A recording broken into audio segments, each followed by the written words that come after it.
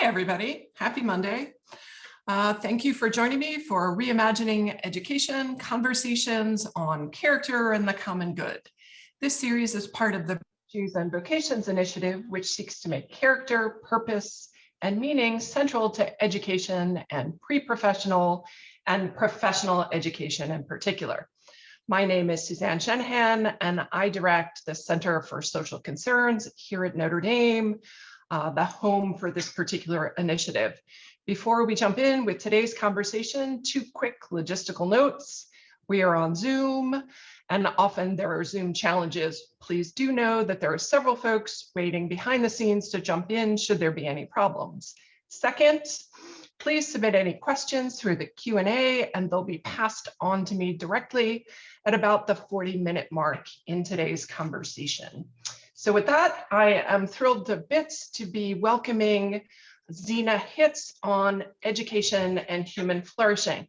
This is in fact our last conversation of the series, and so thrilled to have Zena here to round us out. She is a tutor at St. John's College in Annapolis. She is founder and president of the Catherine Project. Trained as a scholar in classical philosophy, her 2020 book, Lost in Thought, has been widely discussed, including in venues like the Wall Street Journal, Chicago Tribune, Commonweal, and the Chronicle of Higher Education. Her essays in defense of learning for its own sake have appeared in New Statesman, Modern Age, the Chronicle Review, the Tablet, and the Washington Post. Welcome, Zena. Thanks so much. It's great to be here. I'm not sure I can hear you. Interesting. Oh, now I can. Gotcha. Okay. Fantastic. So for today's conversation, I'm just sort of hoping we can do three things. One, talk a bit about your book, Lost in Thought, and really in particular, how you got to that particular premise. Talk a little bit about higher education, and then have you share any new thoughts and directions for your work. Seem reasonable? It sounds great. I'm so happy to be here. Great. Okay, so Lost in Thought, published in 2020, so a couple years out now. Could you share with us the basic argument you're making, but then back up and share a bit autobiographically of how you got there, because I think that's a fascinating journey. So thanks. The basic premise of the book is simple. It's that learning for its own sake matters. It's an essential part of human happiness. And I make the argument in a variety of ways. I didn't want to be systematic. It's a deliberately non-systematic book.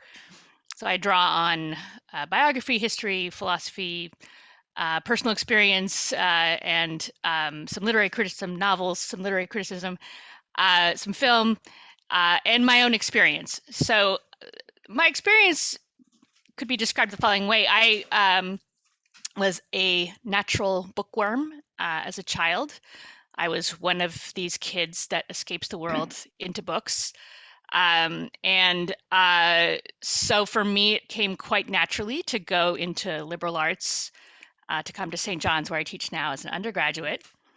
And that experience, the liberal arts undergraduate education, really crystallized for me in my own self, my sense of what a fundamental question was, how it had to be in some way rooted in everyday experience, everyday life, human life, but also something that challenges us and pushes us and takes us further.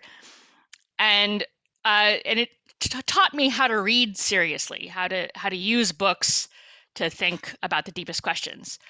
So I went to graduate school. I was lucky enough to go to elite graduate programs in classics and philosophy, which I also loved. I'm very critical in the book of a lot of academic culture, but I learned a lot, and I met a lot of amazing people, and I have no regrets about it. But what I did find over time is that I lost touch with that human questioner, which I had nurtured by the liberal arts, or that I had been as a young person, and I became a professional. and sought answers to narrower questions for a narrow audience. And I lost track of the value of what I was doing. And I think the way I could put it for the Center for Social Concerns, which I know would be sympathetic, is like many academics, I started to think that what I did was really pointless.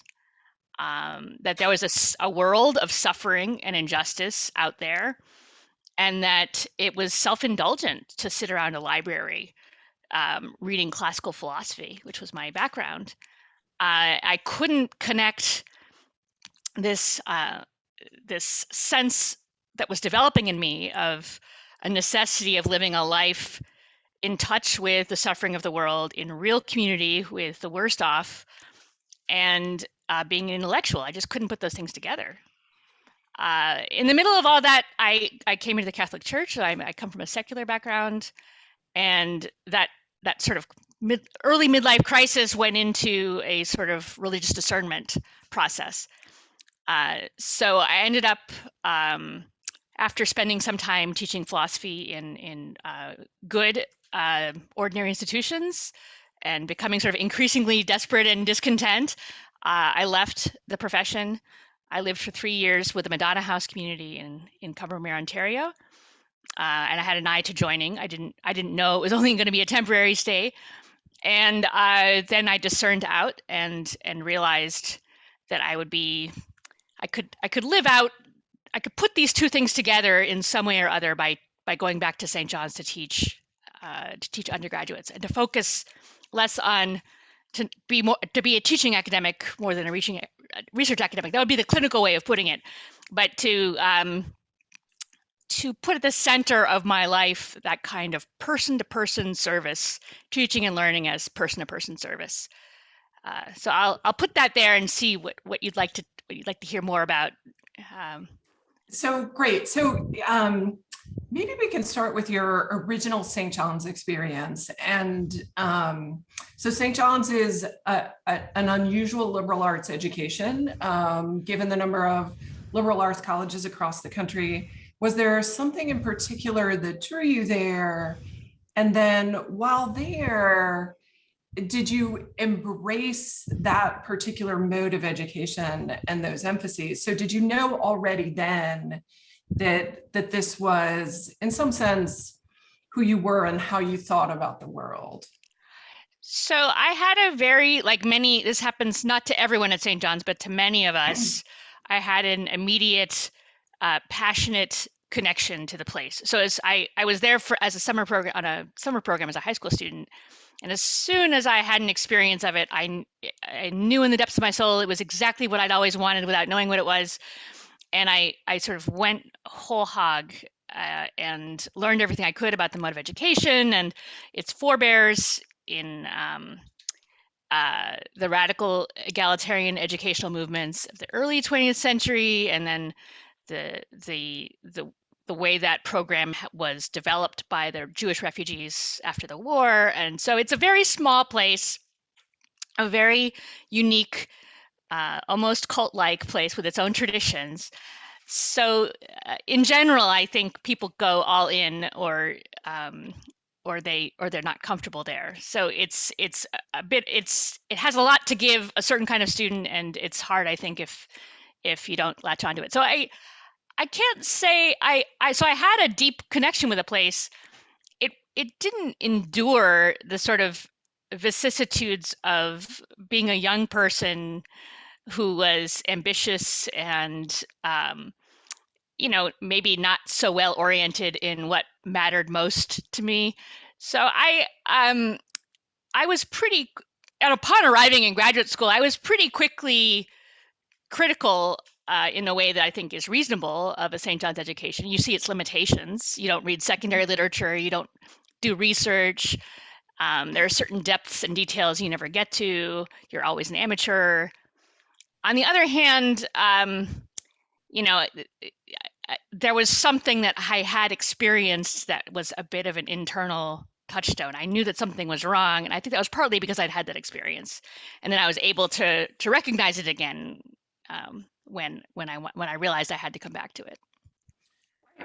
When you reflect on that education, both as an undergraduate, but now as an educator, are there elements of it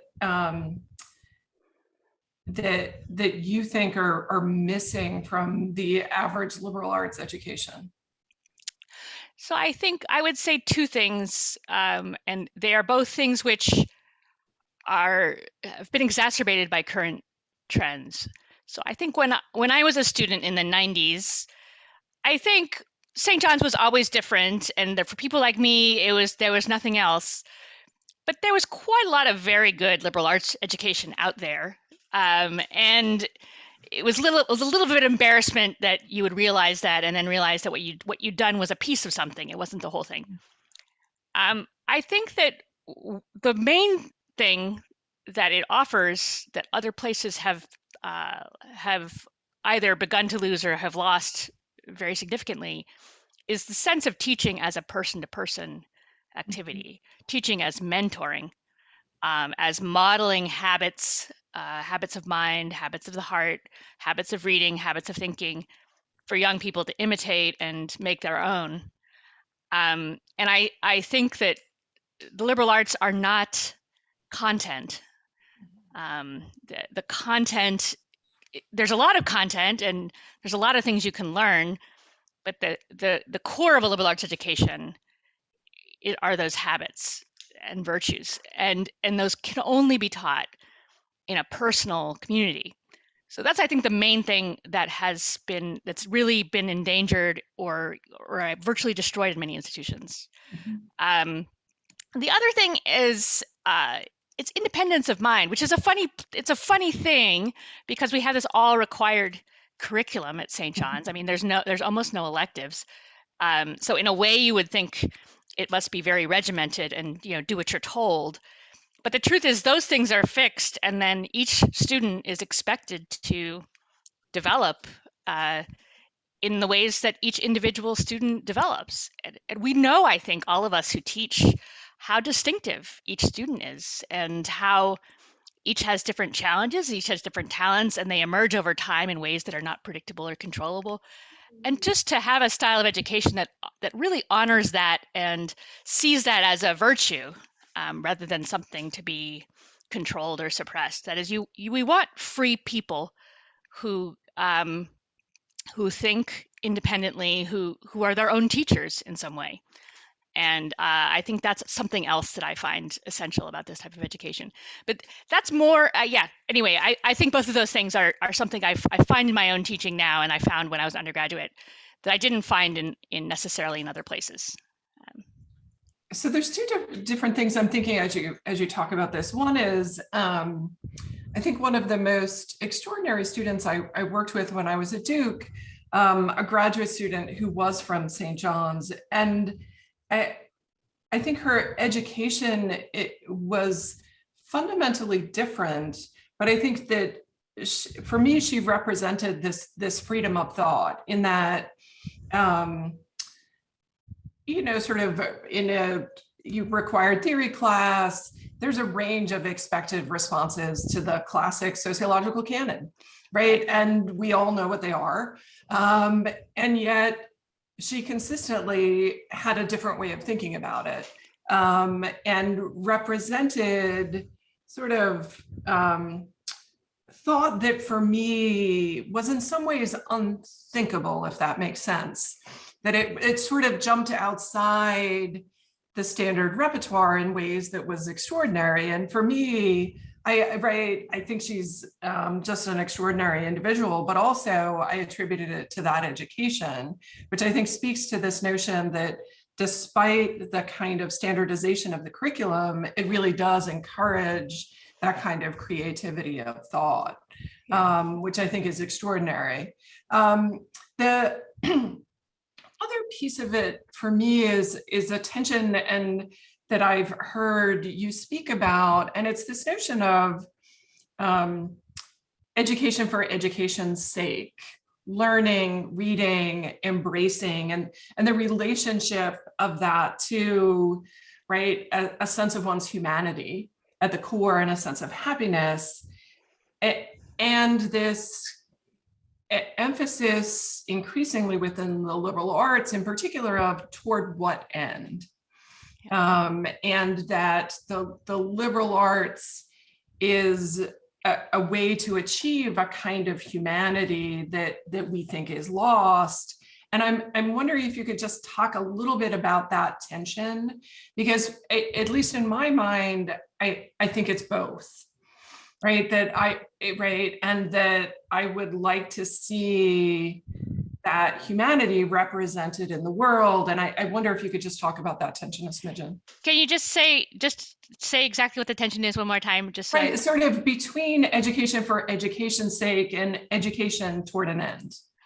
Oh, I see what you're saying. Yes. Yeah. Well, it's funny. I think my thinking has developed a bit on that, because I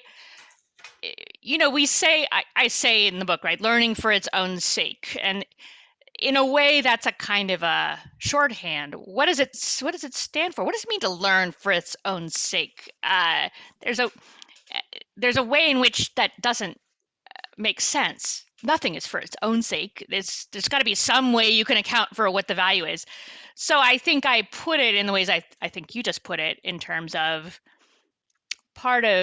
it's part of human development is kind of a cold word, human growth, human expression, in the same way that I think we all recognize art or music or even athletics it's a way of developing your capacities in a way that brings you into contact with good things. And so it's that, I think, is what learning for its own sake means. I also think I pressed very hard. There's a rhetorical aspect to the book, because at the time when I was writing, everything I read was totally utilitarian. It was, if you study philosophy, then you really your app designing mind will really be developed, and you'll be very valuable commodity in Silicon Valley. And I thought there was something off about defending liberal arts that way. It's not the reason why any of us who are professionals, so to speak, do these things. We don't get into it because we think it's training people to make a lot of money, or to be successful, or necessarily even to make the world a better place. Maybe not necessarily. There's something that's missing when I think you put it that way. That said, because I was pressing so hard rhetorically in the other direction, I didn't talk as much about the ways in which I think it really does make a difference in that sense. So I think it does make the world a better. I think it is useful for a variety of goals. And maybe the one that has been most on my mind is it gives this is an argument I used to think was silly, that liberal education promoted citizenship, but I've started to think it's really deeply true. That is, you have to be trained to make judgments, and you have to learn all of the hazards of making judgments. You can make a mistake, you can not have information, there's sometimes just different ways people can judge that are equally valid, and you have to learn to live with that. And increasingly, I think I see our culture we become more passive, and we permit other people, other authorities, to make judgments for us. And I find that frightening. So I think that the whole what we want, whatever our vision of human community and human flourishing, we want people who can think and reflect on what's meaningful, what matters, and who are willing to make judgments as to how to bring it about. And we want something roughly egalitarian, as we all want to be participants in this process. We don't want, I think the way it is becoming, there's so much wealth concentrated in the hands of such few people, they end up calling the shots for everything. And that affects our judgments about what's good and our sense of agency in our own communities and all of these things. So I think in the end, it really is really instrumentally valuable for all kinds of things. And I didn't emphasize that at the time because of what I felt the rhetorical situation calling for. But I do think that it's very important for building the kind of community, the kind of society that we want to live in. Right. So can we talk a little bit about the period sort of for you personally after graduate school and your conversion to Catholicism, working in community?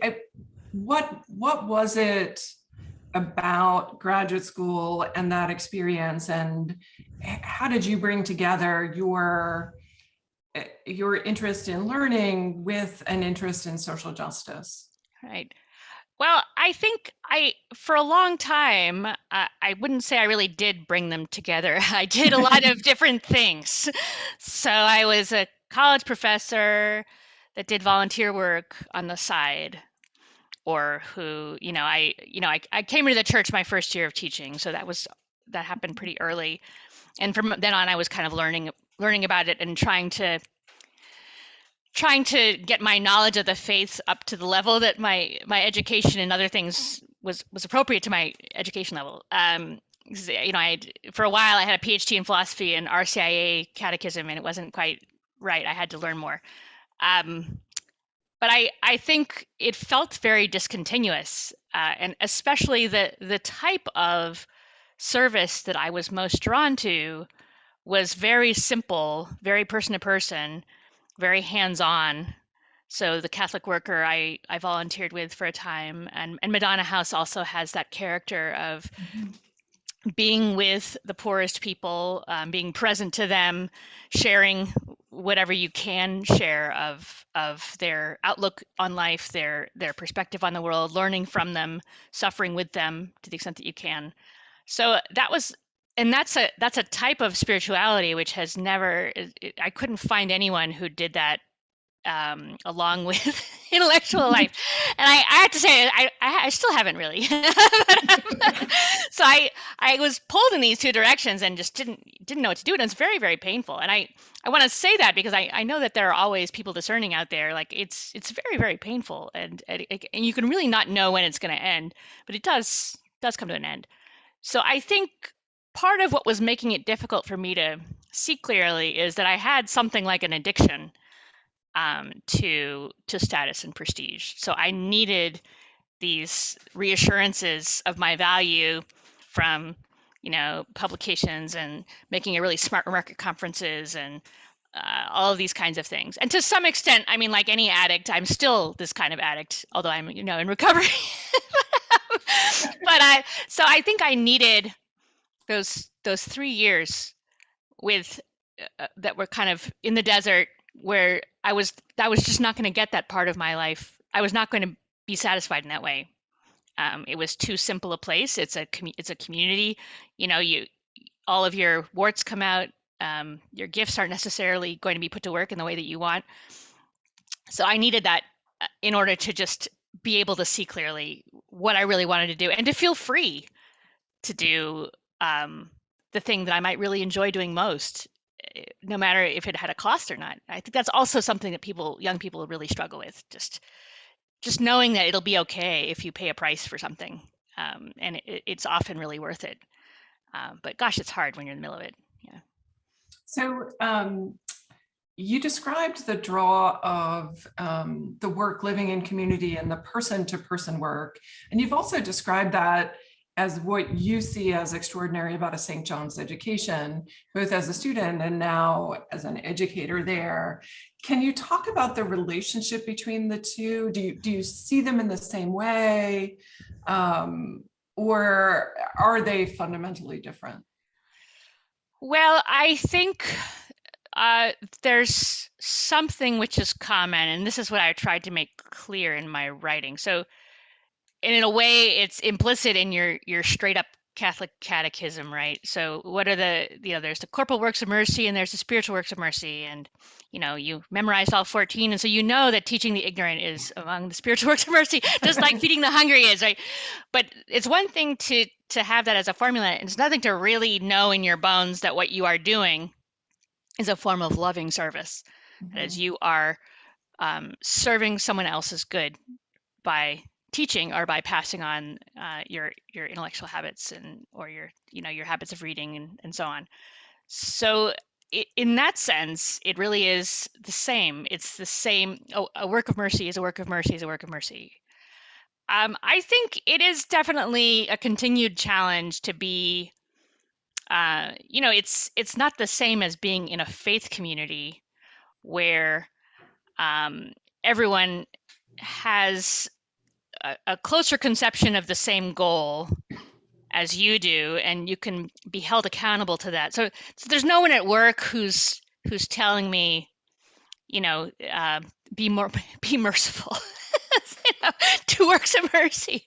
I have to rely on my own faith community and bring that into work every day. Mhm. And I think that it's a strain. It's hard. There's a part of me that's still that thing that I wanted all those years ago, which was where you had a similar conception of a similar activity and everyone is working together for that same goal and you're held accountable to it. That's not so true. I mean, St. John's has more agreement, practically speaking, about what should happen in a classroom than any other place I've worked. But even so, it's not a faith community and there's a lot of differences. And so the seeing it as a work of faith is something that I have to find my own resources to support. It's not going to come out of the institution. But would it be fair to say you still think of this in terms of loving service and Oh, yeah. as an act of mercy? Oh, yeah. And are there things from your time with Catholic Worker, with Madonna House, that you bring into your way of thinking about these relationships and this work at St. John's? That's a really interesting question. I think so. So something I've been thinking about, so hospitality, right? So that was in a way the Christian virtue that I was always most attracted to. And that's something which is signature about the Catholic Worker and Madonna House. And in a funny way also for St. John's, because St. John's has a long strand of egalitarianism, of being an education for everyone. Mm-hmm. And so I think I do call on it. That is, you take each student as they are and try to listen to them, figure out what they are saying, what they want, what they need. And in that sense, I think I was trained in those communities to do that. When you talk about egalitarianism, so I think on the face of it, I think of St. John's as rarefied in a certain sense in terms of the kind of education. And so the word egalitarian and rarefied, I struggle with. Can you talk a little bit about sort of how you bring those together or how your approach enables that coming together? So it's a definite tension, and it's a tension I think that's built into the institution of the liberal arts college. Mm-hmm. So a liberal arts college has a cultural and a social meaning, within the particular class structure that we have. And it's just not the kind of thing that everyone feels welcome to turn up at. So it was actually something which haunted the founder of the St. John's program in 1937 was Scott Buchanan, who was the real radical egalitarian. And he actually left the college because he felt like it had been a failure. And he wanted something that was more open to the world and really available to everyone, because he was very committed to the idea that this was really a kind of education for everyone. It's just something which can't be expressed in the right way. It can't really be that way, given what a liberal arts college is, and especially not in this current climate where it's highly, there's this competition, which between the institutions, which is making them less humane. And I think we all know that, and it's true at St. John's too, for all of our rarefiedness. So it's one of the reasons why I founded the Catherine Project. So that's one of my other endeavors. So the Catherine Project really is just wide open. Anyone can come. There's no credits, there's no grades, there's no degrees.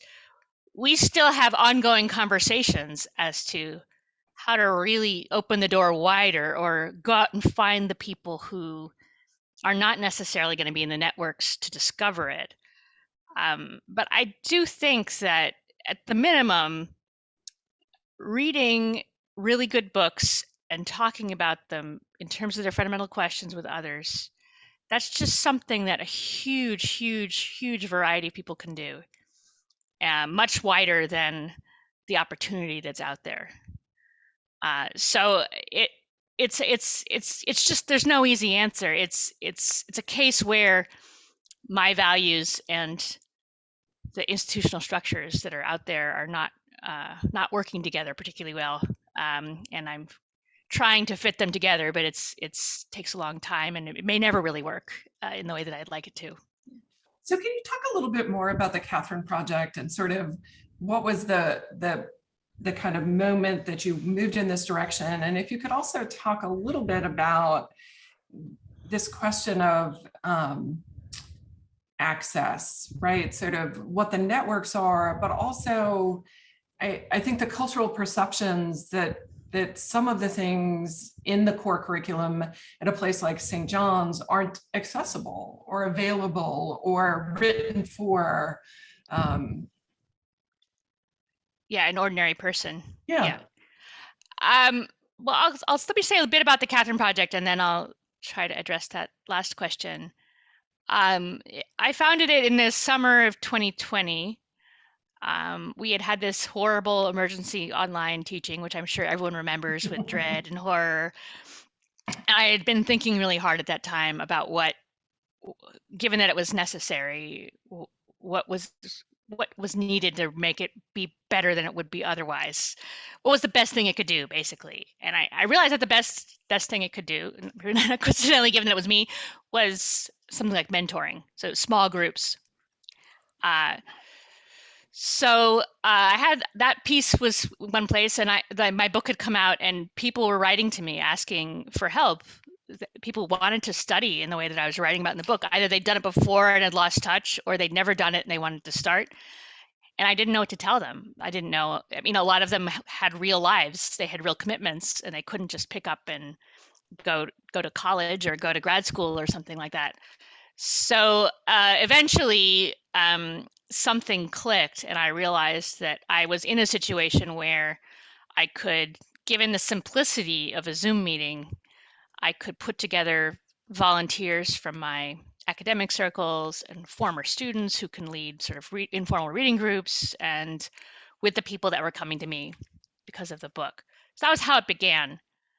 I think that part of the reason why people think the canonical books are inaccessible is they have a false conception of what accessible means. So there's an idea, and it haunts our students too, that somehow to read a book means to comprehend it, to understand everything that it says. In that sense, all of the great books in every tradition are completely incomprehensible. They are never grasped that way. There are some, the more literary ones, okay, they have a story. Maybe in the philosophy you can get a bullet point, but so I think that what a great book is, as I understand it, is one where a reader at any level can learn something. And I think part of what I think St. John's tries to do and what Catherine Project tries to do is to shape people's perceptions of what it means to learn something with a book. It doesn't mean necessarily getting the right answer about what the author thought. It doesn't mean necessarily getting a complete picture of the historical context. It doesn't mean understanding every word on the page. It just means letting it provoke some thoughts in you so that you understand something better than you did before. And seen that way, I think they're very accessible, and they're very rewarding because you can keep going back to them and keep learning more. And you don't need a lot of infrastructure to learn that way. It's something which can be done on one's own or with small groups. So it's a very portable learning model once it's taken in the right way. Great. Can we pivot back a little bit to higher education in general, which is something that you've written quite a bit about, and sort of the instrumentalization of higher education as career training, as a training ground in general, whether it's liberal arts for an app or engineering to build a bridge. And sort of what would you suggest, right? Sort of you're right in charge of all of higher education, or there's right, like literally you can do anything, right? What is it that you would imagine should be sort of a direction we all take? So I think it's a hard question because higher education, as you know, as we all know, is a very big thing. And it includes all kinds of things which I'm really not in any position to pronounce on. Agriculture schools or engineering schools, so we do need, there's nothing wrong with a university being a place where you learn how to do certain things which need to be done. I don't think that somehow is something we should eliminate it or something like that. That would be crazy. But I do think one thing, this is a bit polemical maybe, but job training, it seems to me, should be the responsibility more of employers than of public institutions. And one of the dangers of thinking about education as job training is, especially in this current environment, there's like 10 enormous companies which run the world. So they decide what job training is. And then the rest of us all do it. I mean, is that really how we're going to live? So there's part of what liberal arts is to help people think about what work is and what community is in a way that's constructive and helpful and imaginative and creative and makes things better. So and that also gets back to your earlier question about what's the use of this. So I think there's another complication. Sorry, I don't want to rant on and on, but another complication is that quite a lot of the work that's out there is not to an instrumental purpose. It's for no purpose. It's checking boxes. We have a really overdeveloped bureaucracy in the US and I think also in Europe. And you can live a high prestige, highly paid life doing something that really doesn't make any sense to you or to anyone else. And I think that's also a big danger. So anyway, my only policy recommendation as an education, I'm not a real policy person, as you can tell. It's just reduce your class size and think hard about whether what you're doing is, properly speaking, the function of a public good, a nonprofit or a public institution. Are you using your public funds or your nonprofit funds, your philanthropic funds, to do something which makes money anyway? That I think would be a really great discernment principle, which I would love to apply across the board. It's like, does it make money? Get it out of the university. If it doesn't make money, then it needs public support, it needs philanthropy, it needs tax dollars.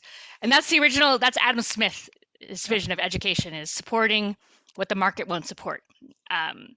So anyway, that's a pretty good rant for you. So I'll stop there. Yeah, I appreciate that.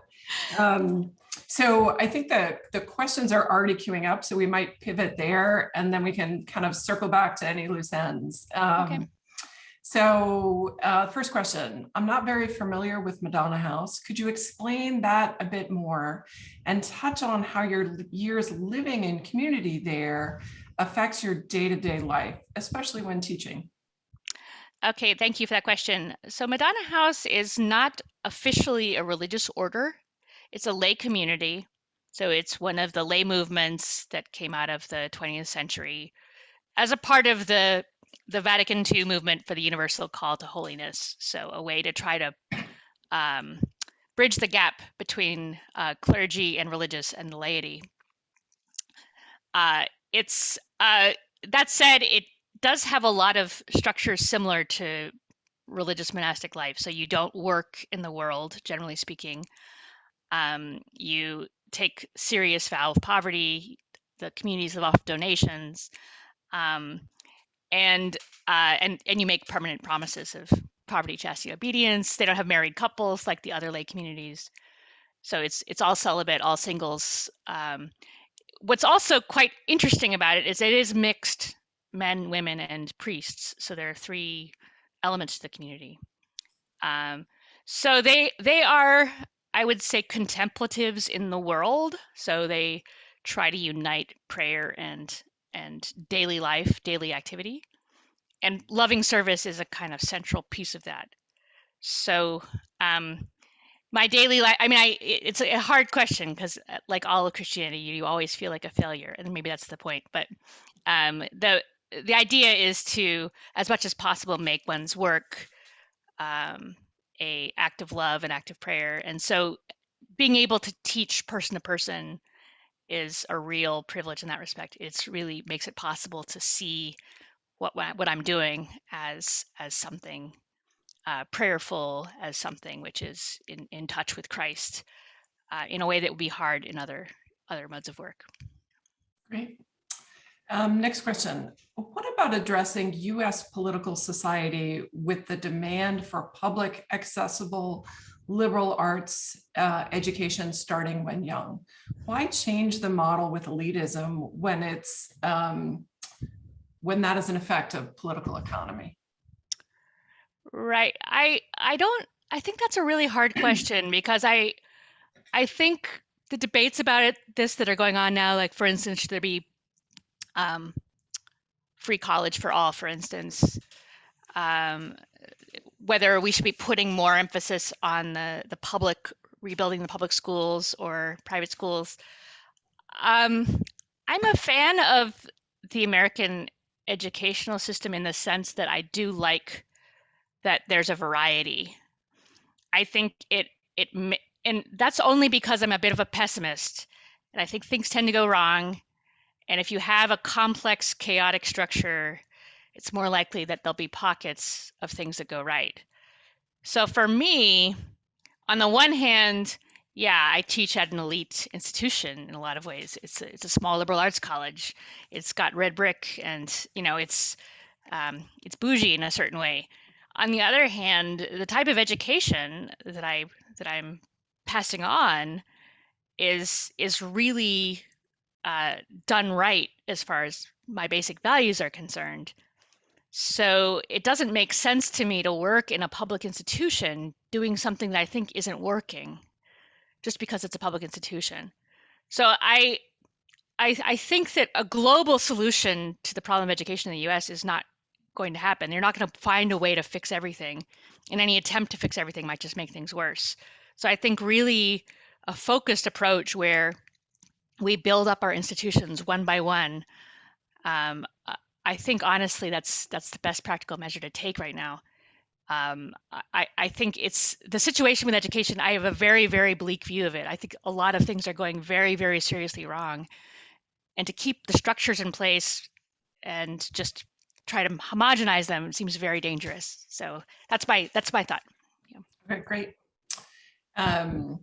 What advice would you give to someone who wants to become an educator at the end of his career to satisfy his inner interest in making a difference and share knowledge of 30 plus years of work and experience with others who are just starting their careers? So a bit of personal advice here. It's so idiosyncratic. A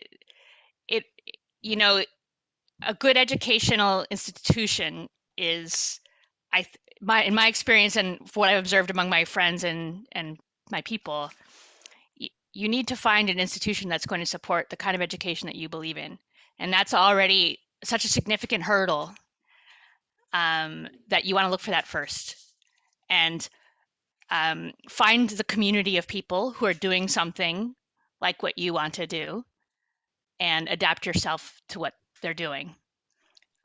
Because it's, I think things are sufficiently difficult out there that trying to to choose one mode rather than another, it might not work. So I would just keep your eyes open for all kinds of places, communities, opportunities, modes of education, online, in person, hybrid, whatever, until you find something that feels like the kind of thing that you would be most comfortable doing, and adapt yourself to that. Great. Not all cultures view the purpose of teaching and learning or education as we do. Could we adopt some valuable cultural perspectives from afar in American education? So I would need a little more specifics about that. I think of liberal arts as being closely connected to wisdom traditions, which I think are more or less universal. They're not always written. Sometimes they're oral. But it's a wisdom tradition is the repository of reflection on what matters most and how to live. And I do think that's found in basically every culture. So it's there are other models of education, all kinds of other kinds in other cultures and in our culture. It's just that that's the particular kind that I'm gung ho for. I want to dedicate myself to. So it's not meant to be exclusionary. It's just that the kind of thing that I care about is endangered in the world I live in. So I'm fighting for it where I can. Great. In your book, you argue that the liberal arts are a source of human dignity, especially for people who have been denied dignity and status by society. Can you explain that idea a bit more? Yeah, I think that was one of the things I discovered while preparing to write the book that was most moving to me, was just how many stories like that there are. So I was interested in stories about prisoners because I did some prison teaching for a while. So there's a number of those in the book. Malcolm X reading his whole prison library and becoming a different person, a transformed person. Mathematicians who worked well in prison. Romanian political prisoners. There's some beautiful work that Irina Dumitrescu has done on those accounts. But I also I think it's a sign of its the universal appeal of the liberal arts and the universal usefulness of the liberal arts, because one of the defects of our current educational culture is that it's all about recipes for success, and that's great. I mean, people need to succeed. I'm not against success, but it's not always up to you. And part of what we learn about when we study this, the suffering of other people in our community, other parts of the world, or in the past, is sometimes you just lose everything all at once because you're oppressed by your political community, or because of bad luck or misfortune, or what have you, illness. So you need resources to keep yourself going, to remind yourself of who you are as a human being. And that's the sense of dignity, to know that you're not just a service worker, who's held in low esteem by your community. First of all, service work is beautiful, but even more than that, you have a mind and an inner life upon which you can reflect, and you can know and understand all kinds of things that are not necessarily indicated by your social status. So almost every type of oppression or marginalization, I think, poses a threat to our dignity by definition. So anything that recovers your dignity is going to be good, useful. Great. Your book engages lots of works of art, especially paintings, movies, poetry, and novels. Why are those important to your view of education? They're important rhetorically and educationally, because I do think that we don't function just by reasoning. So we aspire, we imagine ourselves, we have a certain picture of ourselves and who we want to be. And that's crucial for education. It's crucial for social change. It's crucial for coping with difficult circumstances. So the works of art are meant to tap into the imagination as the sort of soil of aspiration, That is, who do we want to be? Who do we imagine we can be? Because I think that's truthfully how most practical reasoning, how most real life changes work, is you imagine yourself as being a kind of way that you aren't yet, but you would like to be, and you reach towards that. Great. Although your background as an academic and educator focuses on higher education institutions, I was wondering if you have any advice or thoughts pertaining to younger grades.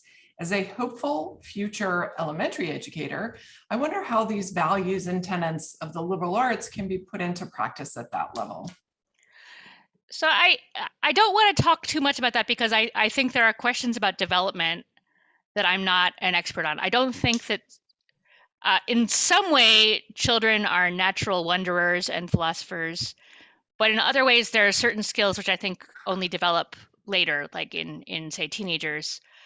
I do think, however, that self-direction, that is learning what one likes to learn, taking pleasure in learning, directing one's own learning, becoming one's own teacher, those are all things which could happen at any level. And the person-to-person mentoring that's necessary for that is important at every level. So those would be the things I would look for, would be helping the student to teach themselves, and in a way that's joyful and free, and then also to be sure you're in a place where you're able to pay attention to individual students and not just march them through some mechanical process. One more question before we try to pull the pieces together. Do you think that we ought to be talking about university marketing as propagating a lie? Namely, that the main worth of a liberal arts education is to be found in its usefulness, or is it an important falsehood? What moral language are we responsible to speak here? Okay, this is very embarrassing, but I have to plug in my charger. 1 second. Oh, shoot.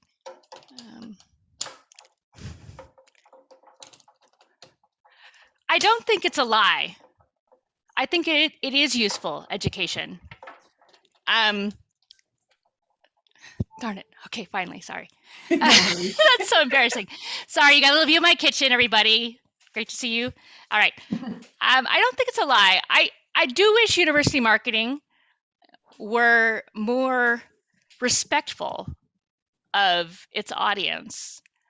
I find most university marketing, including some of the ones from my own, to be patronizing, to make assumptions about what people care about. And that's true. The literature I was complaining about, which says, liberal arts get you jobs in Silicon Valley. And if you talk to my people like me, colleagues, they'll say, oh, people will never understand why you really do what you do. We have to speak their language. And if you say that aloud to yourself, you realize how much you're demeaning the people you're talking to. You're assuming that all they care about is prestige and money, and that they have no interest in any kind of human development for themselves. And that's not to diminish the fact that there are people with real concerns about getting out of poverty and they need to be addressed. But it is to say that we should be talking with respect to our prospective students and to our parents, and to talk to them as if they can care about a variety of things and make their own choices. That's my thought about university marketing. Great. So just by way of wrap up, a couple of little threads. So one of the pieces that I really appreciated was this notion of education as loving service, and the role of liberal arts in perpetuating sort of and fostering an ethical citizenship, if you will. Are there things in your day-to-day teaching, pedagogical ways of being and doing that you think are particularly effective toward that end? Like, if I want to do that, how can I do that? I think it can be very tricky to put into practice because, for instance, one thing I rely on, which is very institutionally unusual, is a de-emphasis on grades. So grades make loving service very difficult, because the student who is not a top student, who might be just at a different stage of development. I don't think there's anything wrong with. I mean, maybe their ability is a bit lower. Maybe they just aren't that interested in your topic, or maybe they just haven't turned on yet. That those people need. If you give the B- says more than anything else you could ever say. Like once they see that, they're done, or the C+. Or even the B+ these days, actually. Even the B+ is enough to kill interest in something, or to kill one's trust in oneself. So any way that a person can find to de-emphasize grades, I think, is crucial. Also, trying to teach without agendas as much as you can. So to hold back. I'm at this point, I'm a public intellectual. I love to hear myself opinionated about stuff, but I know that it's not helpful for students. Students hear more their own thoughts. It's more exciting to them to have a thought of their own, than, even if it's a little half-cracked, than it is for them to get a perfectly formulated, correct view from someone else. So I would say those two things, to be very cautious about evaluation, and really try to find ways to just engage with your students as thinkers, and avoiding evaluating whenever possible, beyond a minimum pass-fail sort of level. And then to really try to let your students, insofar as your institution permits it, to be who they are and to develop in their own way, and to think out their own ideas, and be patient with that, and not be always pushing for them to get to the thing that you think, which, when you really reflect on it, you realize that it took you a long time to think that. It means something to you because you thought of it, and not because someone told it to you. That's great. So, and just one final question. What are you reading right now that you'd recommend? Oh, that's a great question. I'll tell you. This is it's a great book that I'm thinking the most right now. So I apologize. I wish I had a nice How to Think Like Shakespeare is a great nonfiction book, a bit like mine, Scott Newstock. So I recommend that. But the book I'm thinking about most right now is Nietzsche's essay on the use and abuse of history. And it connects to things we're talking about, because I think it's a short essay, and it's not heavy in the way that some of his later philosophy is. But I think he really diagnoses something about what's wrong with academia, the ways in which we can pretend like we're thinking and knowing, and rather than really trying to connect with a reality, whether it's practical or theoretical, in a way that's simple and unmediated and without a lot of fuss. So the idea that learning matters for life, I think, is something I've been reflecting on with that essay, and we'll see what, if anything comes of it. But I have been thinking about it a lot. Well, great. Well, and with that, I just want to thank you. This was just super fun. And thanks to everybody who joined us as well. Thank you. All right. Thank you. I really enjoyed it as well. Pleasure to meet you. Thanks, nice everybody. To meet you. Be good.